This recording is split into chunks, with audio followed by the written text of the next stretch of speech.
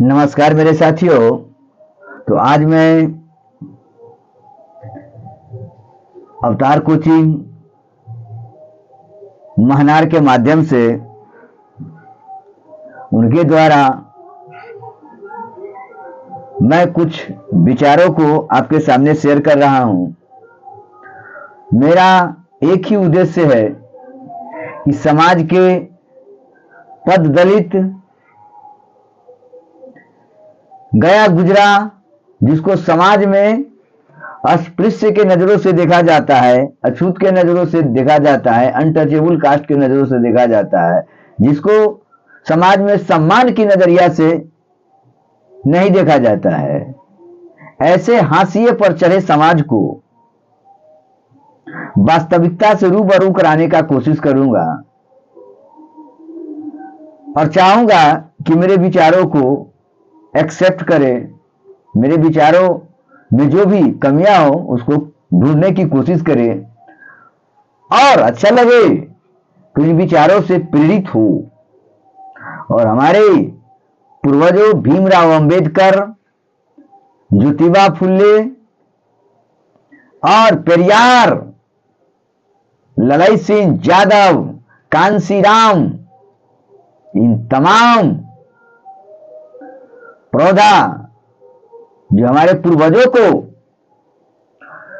अपने ज्ञान से ओत पोत किया है, ज्ञान के बदौलत, ज्ञान के द्वारा उन्होंने हमारे पूर्वजों को विकास के लिए उत्प्रेरित किया है, समाज में उसको सम्मान दिलाने के लिए अपनी जान को कुर्बान किया है। उन विचारों को हमें ऊपर तक ले जाना है और विचारों की लड़ाई तो जब तक मानव इस धरातल पर रहेंगे तब तक लड़ाई होते रहेगा। हर मानव एक मानव को नीच दिखाने की कोशिश करेंगे,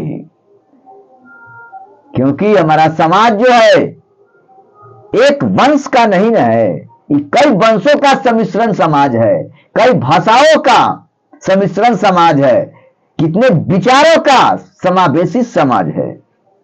तो विचारों में अंतर तो होगा और सबसे अक्खरवादी विचारधारा मनुवादी विचारधारा है, ब्राह्मणवादी विचारधारा है। इन विचारों को समझना होगा।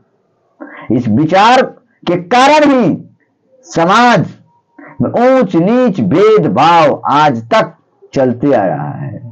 जब तक इस विचारों से हम आप ग्रसित रहेंगे, इस समाज को अमन चैन का जिंदगी नहीं मिल सकता है। इसीलिए इस मनुवादी व्यवस्था, इस मनुवादी विचारधारा और सामंतवादी विचारधारा से ऊपर उठना है। समाज में एक नई ज्ञान देना है, नई विचार देना है, जिसके कारण एक मानव दूसरे मानव को हितैषी समझे, विचारों का आदान प्रदान हो।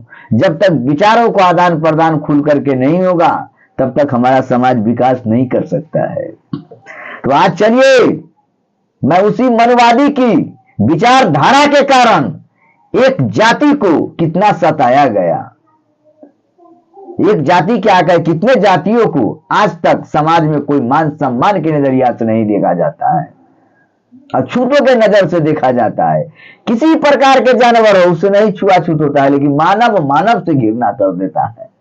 यही घृणा के कारण, यही विचारधारा के कारण हमारे देश के महान शिक्षाविद डॉक्टर भीमराव अंबेडकर, जो विश्व के अद्वितीय शिक्षाविद थे, सोशल रिफॉर्मर बने, ज्योतिबा राव फुले के संसर्ग में आकर के आज 1956 में उन्होंने हिंदू धर्म से विरक्ति पाकर के बौद्ध धर्म को अपना लिया, क्योंकि जान चुका कि जिस धर्म में ब्राह्मण होगा, चाहे धर्म कोई हो, ब्राह्मण एक विचार होता है, हर जाति में विचार होता है, ब्राह्मण विचार, उसको ब्राह्मणवादी व्यवस्था, मनुवाद का विचार कहा जाता है। जो जो उस विचार से ग्रसित हुआ होगा वो समाज को उथल पुथल करके रख देगा, समाज में अमन चैन का विचार पैदा नहीं होने देगा, एक दूसरे से मतलब एकता नाम का चीज नहीं समाज में रहने देगा। और जब तक एकता होगा तब तक मनुवादी खत्म ही हो जाएगी। इसीलिए चलिए मैं कुछ विचारों को व्यक्त करता हूं। एक हाजिरी प्रथा चला था। कब? जब हमारा देश गुलाम था, मनुवादी की विचारधारा चलता था, सामंतवादी व्यवस्था था, ब्राह्मणवादी ब्रह्म ज्ञान, अंधविश्वास और पाखंडवाद का पूर्ण अधिपत्य था। आज तो बहुत बदला हुआ है समाज। जो मनुवादी विचारधारा, ब्राह्मणवादी विचारधारा को पैरों तले कुचल दिया है, उसी समाज विकास किया है, वही परिवार विकास किया है और वही मानव विकास किया है। तो चलिए मैं हाजिरी प्रथा हिंदू सेठ, साहूकार और सामंतों तथा ब्राह्मणवादियों के दबाव में आकर अंग्रेजी सरकार ने क्रिमिनल एक्ट बनाकर दुसाध, गुर्जर, पासी, महार, माघ, कोली, खट्टिक, भील, बंजारा, धारी, कंजर, पिंडारी जिसको बोला जाता है, सासिया आदि जातियों को घोषित किया और अपराधी के रूप में इनका पंजीकरण रजिस्ट्रेशन करवा दिया। एकदम फरमान जारी करवा दिया। अकबर शाही, जहांगीरी शाही फरमान जारी करवा के अंग्रेज को कहा गया कि सबको रजिस्ट्रेशन करा दो क्रिमिनल के रूप में। ये सब चोर चोट्टा हरामी है। क्यों? क्योंकि हमारा जो गुलामी का पढ़ाई पढ़ा रहे हैं उसमें ये विघ्न डालेगा, ये विघ्न डाल रहा है। ऐसा न षड्यंत्र चाल चलो, षड्यंत्र में फंसा दो, ये कहीं का नहीं रहेगा और हमारा दासत्व को स्वीकार करेगा, बंधुआ मंजूर की तरफ बंधा हुआ रहेगा, जो कहेंगे वो करेगा। तो क्रिमिनल एक्ट घोषित करवा दिया और अपराधी के रूप में इनका रजिस्ट्रेशन करवा दिया था। समझिए बात को, बार बार बोल रहे हैं, समझने की कोशिश कीजिए। घोषित करवा दिया था, समझ गए ना। पंजीकृत मजदूरों को ग्राम प्रधान थाना में जाकर प्रतिदिन हाजिरी देना पड़ता था। इसीलिए दुसाध को हजरा बोला जाता था। हाजिरी देना पड़ता था, इसीलिए दुसाध को देखते होंगे कहीं कहीं हजरा बोला जाता है ना। उसी को क्रिमिनल बना दिया। आगे चलिए मैं क्या बता रहा हूं, समझिए इस बात को। इनको अपने निवास स्थान के बारे में थाना को सूचित करना होता था। निवास स्थान बदलने की स्थिति में कहीं रविवार बेटी बहू के यहाँ कोर्ट कुटमैता के यहाँ जाना पड़ता था, तो उसके लिए थाना से इन्फॉर्म लेना पड़ता था। इतना आतंकित अत्याचार समाज में सबसे ज्यादा दुसाध को क्रिमिनल घोषित किया। ये ब्राह्मण, ये मनुवादी विचारधारा, ये सामंतवादी विचारधारा, समझ गए ना। और कहीं भी न्योता पूरने के लिए जाना पड़ता था तो परमिशन लेना पड़ता था थाना से, समझ गए ना। वो सूचना देना पड़ता था उसको, पढ़ ले इतना से इतना तारीख तक हम नहीं रहेंगे, इतना हम संबंधी से मिलने जुलने जाएंगे। अनुपस्थिति की स्थिति में अपराधी सदस्य को बताना जरूरी था कि वह कहां और कितने दिनों के लिए जा रहा है, कहां और कितने दिनों के लिए जा रहा है। थाने में जाकर हाजिरी देने से उसका खूब शोषण हुआ। उधर भर दिन थाना पर बैठ करके रहना था। जब थाना पर से बैठा हुआ हो जाता था, दरोगा जो भी था, सिपाही था, उस सबको जब टाइम पूर जाता था, रात करके 12 बजे फिर पहरा दे पाता था, हो उस तरह से करवाता था। और दिन भर थाना गो, रात का पहरा देते चलो। ये था दुसाध का स्थिति पूरे हिंदुस्तान में। फांसी का स्थिति, चमार का, सबका सबसे ज्यादा दुसाध को, समझ गया ना। खूब शोषण हुआ, खूब होता था। थानेदार और ग्राम प्रधान इनके साथ घोर अन्याय किया। ग्राम प्रधान का मतलब समझते, तत्काल में अभी जो मुखिया बोला जाता है, जो मुखिया जो समाज में है पंचायत में, उसी को ग्राम प्रधान कहा जाता था। ग्राम प्रधान चलता है यूपी और में, मध्य प्रदेश में भी चलता है, ग्राम प्रधान कहा जाता था। वहां सरपंच को भी कभी कभी राम प्रधान कहीं कहीं बोला जाता है, समझे ना। इनके साथ इतना ये दोनों मिलकर के अन्याय किया, अत्याचार और मनमानी करते थे। गांव के मुखिया, चौकीदारों, जमींदारों और काश्तकारों को इन लोगों के बारे में निकटतम थाना को सूचना देना पड़ता था, समझे ना। इनमें ढिलाई देने पर उनके खिलाफ, यदि ऐसा नहीं करते तो उनके खिलाफ सजा का प्रावधान था। क्रिमिनल एक्ट के कारण 12 साल से ऊपर के सभी बच्चे, बूढ़े, जवान, स्त्री, पुरुष को कड़ी निगरानी और कठोर दंडात्मक कार्रवाई से के भयावह रूप पैदा किया। माहौल में जीवन गुजर जाना पड़ता था। उनका जीवन जेल में बंद कैदी के समान। जिला अधिकारी के रहम भीख मांगता था, जिला अधिकारी के यहां जाकर के रहम पर उनका जीवन चलता था, समझ गए ना। इस एक्ट के कारण अधिकांश दुसाध, ये दुसाध न बोला जाता है, दुसाध को अधिकांश दुसाध अपने गांव घर तक ही सीमित रहने को मजबूर थे। एक और वे धनोपार्जन के लिए बाहर नहीं जा सकते थे। बाल बच्चों को अच्छे पोस्ट पर जाने के लिए तो पूंजी की जरूरत होती थी, जो उसको पूंजी से तोड़ दिया जाता था, तितर बितर कर दिया जाता था, समझिए ना। और वो बाहर जा भी नहीं सकते थे क्योंकि वो बॉन्डेज है, बंधन में है। दूसरी ओर उनका कोई जातिगत अपना पेशा तो था नहीं जिस पर वो जी सकता था। जीवोपार्जन के लिए कोई व्यवस्था तो चाहिए ना परिवार चलाने के लिए, जो उनका अपना एसेट तो था नहीं। वो भूमिहीन था, वो किसी के रैयत आसामी गुलामी के तरह जीता था। 7 पीढ़ी तक एकदम बॉन्ड पर लगाया जाता था कि बेटा से कर्जा नहीं खत्म होगा तो उसका बेटा करेगा उसके जगह पर काम, और तब उससे ऐसा न लाभ देता था तिग्रम बीजे पीढ़ी दर पीढ़ी खटते रहिए, पेट में पानी भर भर करके, अन्न से दर्शन नहीं। अच्छा अन्न उपजाते हैं आप और अच्छा अन्न खा जाता है वह सरला का पगला उसको दे देता था, जीवन यापन बाल बच्चों को करता था, किसी तरह उसके राह पर जीता था। अपना तो कोई व्यवस्था जीने का था नहीं। इस भयावह स्थिति को सहा नहीं गए कुछ क्रांतिकारी विचारधारा को। जो भी क्रांतिकारी और क्रांतिकारी विचारधारा जहां शोषण होता है, जहां प्रतिबंध लगता है जिस समाज में, उसी में क्रांति पैदा होता है। क्रांति का जन्म ही परतंत्रता की बैरियों में उभरता है। इसलिए क्रांतिकारी विचारधारा वही पैदा होगा जिस समाज को, जिस इंसान को सदियों से शोषण करते आया है, दबाव डालते आया है, गुलामों की जंजीरों में बांध करके उनके विचारों को, उनकी इच्छाओं को दमन किया है।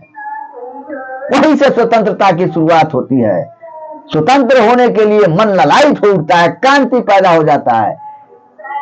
यही सब मनुवादी का देन है। मनुवादी ही आतंकवाद को पैदा किया है। ब्राह्मणवादी, मनुवाद, आतंकवाद, सामंतवाद, सबका जड़ वही है ब्राह्मण। जब तक इन ब्राह्मणवादी व्यवस्था से, विचारों से जो ग्रसित रहेगा, उसका परिवार कभी उत्थान नहीं कर सकता, वह समाज कभी उत्थान नहीं करेगा, वह राष्ट्र कभी उत्थान नहीं करेगा। आज मनुवाद दम खम लगा रहा है व्यवस्था मजबूत करने के लिए, कानून को धज्जियां उड़ा रहा है और फिर से मनुवाद को स्थापित करना चाहता है। समझ जाइए, इस व्यवस्था को हमारे क्रांतिकारी दलित समाज और मूल निवासी से पैदा हुए छत्रपति साहू जी महाराज ने हाजिरी प्रथा को समाप्त करने के लिए हुंकार भर दिया। एकदम खड़ा हो गया, झंडा लेकर के तैयार हुई और पूरे समाज में ललकारा। और उन्होंने कोल्हापुर जिले के मनगांव में सन 1920 में दलितों की सभा में कहा, हाजिरी प्रथा के माध्यम से ग्राम प्रधान दलितों का दमन करते हैं। वे दलितों से जबरन मुफ्त में काम करवाते हैं अथवा बहुत कम मजदूरी पर काम करवाते हैं। यह दास प्रथा से भी जघन्य अपराध है जिसे हम 20वीं सदी में जारी रखे हुए हैं, जारी जब रखे हुए हैं वो हम नहीं होने देंगे। इस पर हम प्रहार करेंगे और इसको यथाशीघ्र बंद किया जाए, नहीं तो हम आंदोलन छेड़ेंगे और पूरे झंडा के साथ चल पड़े। महामना ज्योतिबा फुले और बाबा साहेब अम्बेडकर ने भी आदि प्रथा को हटाने के लिए कठिन संघर्ष किया। आजादी के बाद भी यह क्रिमिनल एक्ट लागू था, समझे ना, आजादी के बाद भी यह क्रिमिनल लॉ एक्ट लागू था। 30 अगस्त को, समझे ना, 30 अगस्त 1952 को क्रिमिनल एक्ट पूर्णतः हट पाया। बिहार में क्रिमिनल एक्ट हटवाने का प्रयास करने में सबसे ज्यादा भारतीय अखिल भारतीय हरिजन संघ, हरिजन सेवक संघ जो था, संघ के महासचिव एबीवी ठक्कर जो था, टक्कर के नाम से जाना, ठक्कर जी थे, समझे ना। 1938 में आरएसएस मधुव्रत और 1939 में हरिजन सेवक संघ के अध्यक्ष घनश्याम दास बिरला और सन 1949 में राम गुलाम चौधरी, यमुना चौधरी, शक्ति कुमार, नंद किशोर नारायण लाल, ये सब इस सब को खिलाफ मिलकर के किया और तब जाकर के क्रिमिनल एक्ट के विरुद्ध एक कानून पास करवा करके इस सब को स्वतंत्र किया।